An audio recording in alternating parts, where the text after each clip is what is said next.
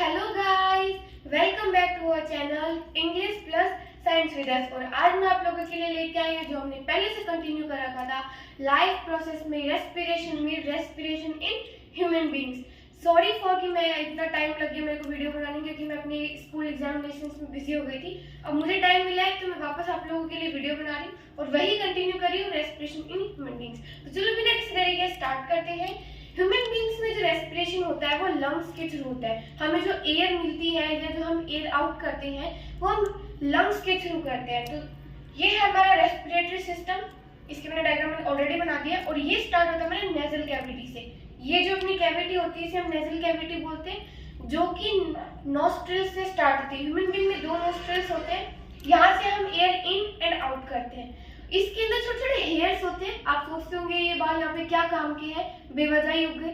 तो ये बेवजह नहीं है, ये बहुत जरूरी काम करते हैं। ये जो हम एयर इन करते हैं उनको प्योरीफाई करने के काम करते हैं, एक तरीके से फिल्टर करने का काम करते हैं। जो भी डस्ट पार्टिकल्स है, माइक्रोब्स है, जर्म्स है, जो हम एयर के थ्रू अंदर लेते हैं वो इन बालों में फंस कर रह जाते हैं और जो प्योर एयर है वो अपन अंदर ले लेते हैं। फिर आता है हमारे यहाँ माउथ। हम माउथ से भी काफी बार सांस लेते हैं, सोते टाइम या कभी भी जब स्विमिंग कर रहे हो तो काफी बार माउथ से भी सांस लेते हैं। तो ये दोनों डायरेक्टली जुड़े होते हैं किससे, हमारे ट्रैकिया से। हम नीचे आते हैं तो ये यहाँ पे एपिग्लोटिस है और ग्लोटिस है। ये वो है जो हमारे जो अनदर जो विंड पाइप, ये जो विंड पाइप है और हमारी फूड पाइप है ईसोफेगस, उसमें एयर को नहीं जाने देता। मतलब ये खाना हम खाते हैं तो ये क्या काम करते हैं, हमारा जो खाना है उसको विंड पाइप में नहीं आने देता कि हमारा सांस रुके नहीं, हम प्रॉपर सांस लेते रहे। तो ये काम होता है एपिग्लोटिस का।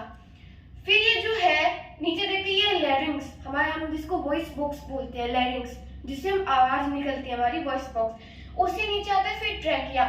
ये है ट्रैकिया, इसमें छोटे छोटे आप देख रहे होंगे रिंग्स ऑफ कार्टिलेज है।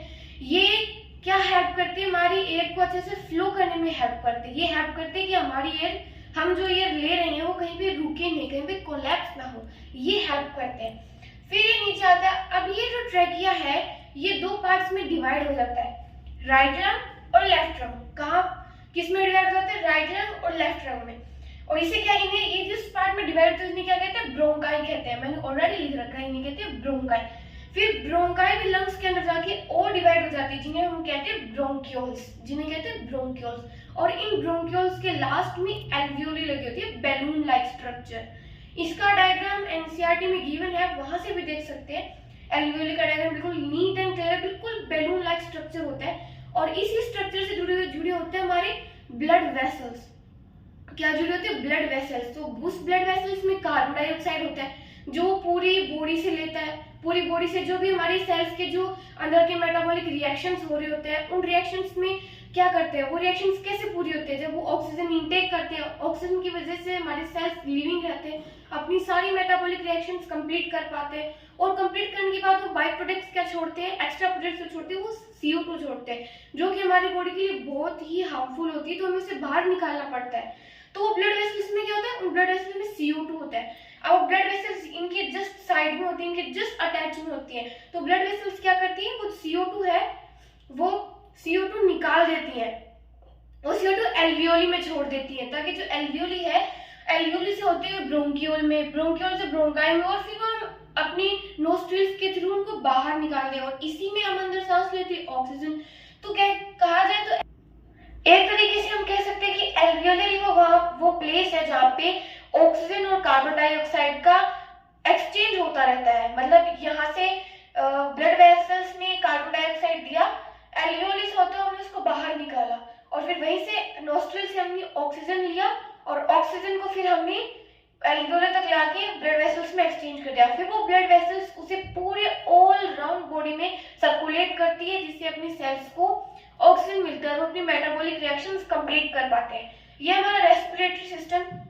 अपने पास जब हम सांस लेते हैं तो हमारी रिब्स अपर हो जाती हैं, हमारा जो डायाफ्राम है देखो इससे नीचे अटैच होकर डायाफ्राम वो फ्लैट हो जाता है, हमारी चेस्ट कैविटी बढ़ जाती है। और जब हम सांस छोड़ते हैं तो चेस्ट कैविटी एकदम सिकुड़ जाती है, एकदम कॉन्ट्रैक्ट हो जाती है, डायाफ्राम ऊपर हो जाता है और हमारी चेस्ट कैविटी वैसे ही नॉर्मल हो जाती है। तो ये वर्क होता है हमारे लंग्स का, जो हमारे रेस्पिरेशन में हेल्प करते हैं। और लंग्स होते हैं किसके अंदर, रिब्स के अंदर होते हैं। हमारे कितने पेयर ऑफ लिप्स हैं? 12 पेयर्स, मतलब टोटल 24। तो ये हमारे लिप्स के अंदर होते हैं और ये हमारा रेस्पिरेटरी सिस्टम का डायग्राम। तो ये था आज हमारा रेस्पिरेशन इन ह्यूमन बींग्स कि ह्यूमन बींग्स के अंदर रेस्पिरेशन किस तरीके से होता है। नेक्स्ट वीडियो में मैं आपके लिए लेके आऊंगी ट्रांसपोर्टेशन, कि हमारे जो नेसेसरी मटेरियल्स है वो कैसे ट्रांसपोर्ट होते हैं पूरी बॉडी में और वो किस तरीके से वर्क करता है। इसको हम सर्कुलेशन भी बोलते हैं। Okay guys, bye bye.